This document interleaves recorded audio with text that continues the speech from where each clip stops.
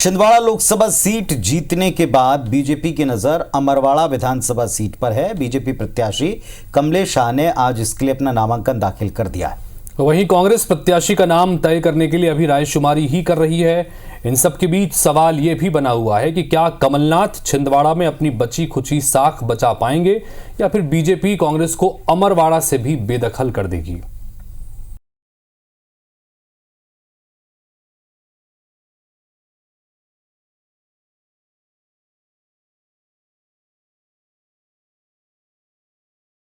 चुनाव के लिए वोट डाले जाएंगे, इसकी तैयारी भी शुरू हो चुकी है। बीजेपी ने जहां कांग्रेस छोड़कर आए कमलेश शाह को अपना उम्मीदवार बनाया है, तो कांग्रेस अभी भी पशुपेश की स्थिति में है। लेकिन गोंडवाना गणतंत्र पार्टी ने देवरावेन भलावी को मैदान में उतारकर मुकाबला त्रिकोणीय जरूर बना दिया है।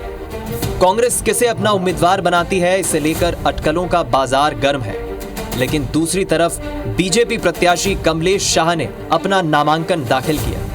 नामांकन के दौरान सीएम मोहन यादव और वीडी शर्मा भी मौजूद रहे। नामांकन के बाद सीएम मोहन यादव ने अमरवाड़ा उपचुनाव में बीजेपी की बड़ी जीत का दावा किया। ये जो उपचुनाव हुआ है, कमलेश भाई हमारे साथ जुड़े हैं। इस क्षेत्र के विकास के लिए हमने कृत संकल्प लिया है कि ये किसी हालत में विकास के सारे दायरों पे जो सोचेगी जनता हम पूरा करेंगे।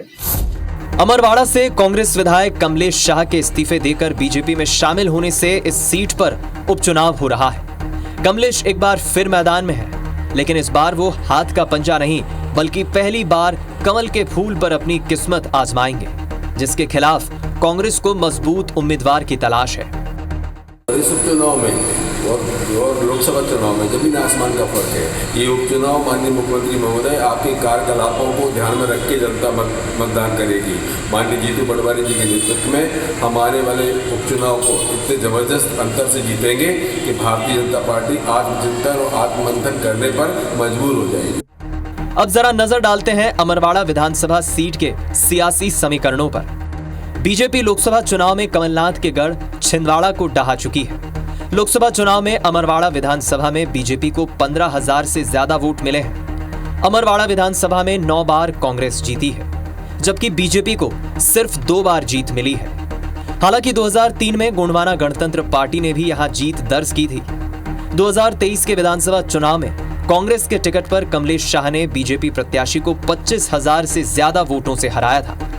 कांग्रेस विधायक कमलेश शाह के इस्तीफा देकर बीजेपी में शामिल होने से अमरवाड़ा सीट खाली हुई है। कमलेश शाह लगातार 3 बार कांग्रेस के टिकट पर अमरवाड़ा से जीत चुके हैं। छिंदवाड़ा दशकों तक कमलनाथ का मजबूत गढ़ रहा है, लेकिन अब बीजेपी इसमें सेंध लगा चुकी है। यही वजह है कि अमरवाड़ा में उपचुनाव की जंग सिर्फ चुनाव नहीं बल्कि कांग्रेस और बीजेपी की साख की लड़ाई है। लोकसभा चुनाव में हार के बाद नकुलनाथ साफ कर चुके हैं कि वो छिंदवाड़ा से बोरिया बिस्तर बांधकर कहीं नहीं जा रहे। संकेत साफ है, उपचुनाव में नाथ परिवार और कांग्रेस अपने गढ़ को बचाने की पूरी कोशिश करेगी। ऐसे में लड़ाई दिलचस्प होने के आसार हैं। विवेक पटैया, IBC 24, भोपाल।